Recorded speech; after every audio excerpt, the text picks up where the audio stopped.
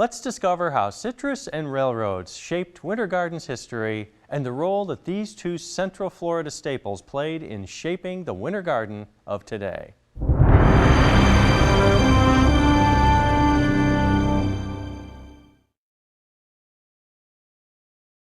It's definitely a city that has done a great job of preserving its integrity and culture and history for sure, but it's also a city that's not afraid of growth, and also with that growth not losing sight of its history. So they've done a really great job of preserving everything, preserving the integrity of what was happening here at one time, but also revitalizing. And also it's a city that has really embraced all the newcomers and has really taken good care of their citizens. In that respect, old, young alike can all come to Winter Garden and walk away with, wow, this is a city that cares.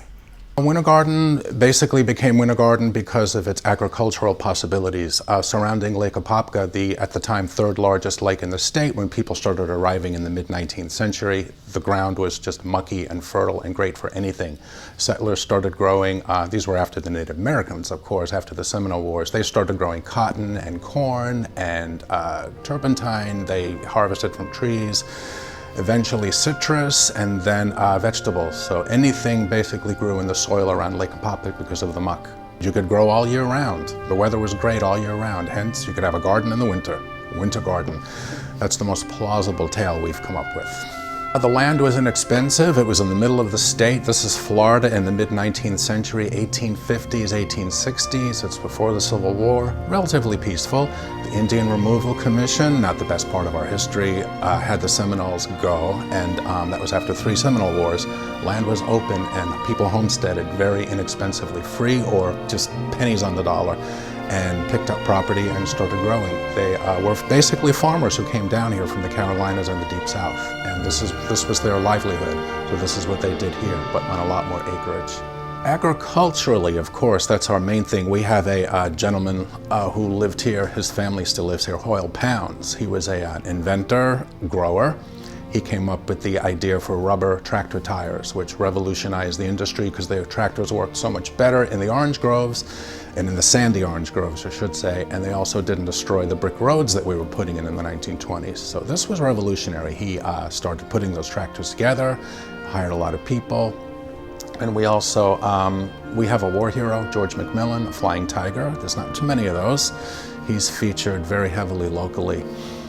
He flew missions over Southeast Asia, came back, a hero. They gave him a parade. He got a little tired of just hanging around here. The war was still on, so he went back and unfortunately was shot down in 1944. So basically it's about the people here, the people who made a mark and helped the area gain a little bit of notoriety. It's kind of a stick-together kind of a thing. They all had to help each other. You know, you're in the middle of nowhere. You've got to depend on each other, black and white. And today the spirit is more or less, after all the challenges Winter Garden has had over the years, it's like, well, we had to pull together again in the 1980s, 1990s to keep this town going. So the pioneer spirit stayed with us, even if it was people who were not from here. The whole idea of saving something and preserving something and keeping it going, that has endured. Typical southern town, there was an African-American side, there was a white side. That was just typical across the South, as you know. We had a neighborhood in Winter Garden, East Winter Garden, which is where historically the African-American population lived. And way early in this part of the 20th century, say the 20s and 30s, with citrus and all, even young folks were expected to work in the groves and in the packing industry outside. They weren't necessarily expected to get a full education. So it's rather interesting, I think, and it's really special that a couple named Juanita and William Maxey came to this area from Jacksonville in 1937 to essentially teach the African-American kids of Winter Garden. And there was a small Rosenwald wooden school which wasn't hardly big enough for the kids who used to, they began getting educated in churches. They expanded the building over the years, moved it to a better block, added to it, and these folks were just insisting that the African-American kids get an education, not just go to school 2 days a week and work in the fields the rest. They were just as important as everybody else. And by early 1950s, late 1940s, early 1950s, there was a high school for African-American kids in Winter Garden, Drew High School, and Mr. Maxey at that time became the principal. So that was a major step, that an African-American couple came to Winter Garden to improve education for these kids who deserved it, just like everybody else. They're really special people. Downtown was beginning to dry up when all the businesses moved to Highway 50. And through the 80s, another decade of trouble, we had hard freezes 3 times, knocked everything to the ground. People stayed here. They had small businesses, they lived here, and people weren't willing to let the town just get knocked down. They wanted to tear down the Edgewater at one point, and that's what mobilized locals to say, no, that's an important part of our town. Maybe we should do something better with it. So it turned into a bed and breakfast eventually. That was the first project that the Winter Garden Heritage Foundation was involved with. The foundation itself, the Winter Garden Heritage Foundation, started in 1994 when a group of citizens here in Winter Garden decided that they were going to band together to save the Edgewater Hotel, which is down the street. And so their main goal was the restoration of the hotel, saving it, and that was the catalyst for restoring a lot of buildings here in downtown Winter Garden. The second major preservation project we did was the Garden Theater. That began in 2003, and after 5 years and $1 million, we had a major performing arts center in the heart of this little town. And it's been really good ever since. That started out as the Garden Theater. The second Garden Theater, built in 1935 to replace one right next door that burned in 1934. And it was one of 4 theaters we had in town over the decades, and it's still with us. It was at one point taken over by Pounds next door, the inventor grower who used it as a warehouse for his tractor parts and assembly. That was when there was no theater, when that closed in 1963. But 4 decades later, it was back up and roaring, and it's an important part of downtown Winter Garden. It brings a lot of people here.